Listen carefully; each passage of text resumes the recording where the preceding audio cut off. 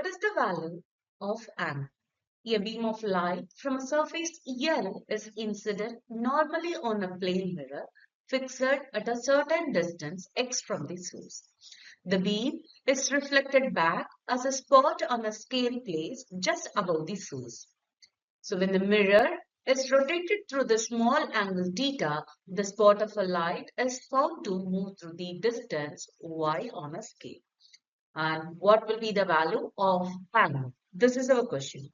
It's known that when a mirror is rotated by the angle theta, the angle reflected will be rotated by 2 theta. So here we can write tan 2 theta, or else approximately 2 theta will be equal to y divided by x. From this we can write theta will be equal to y divided by 2x.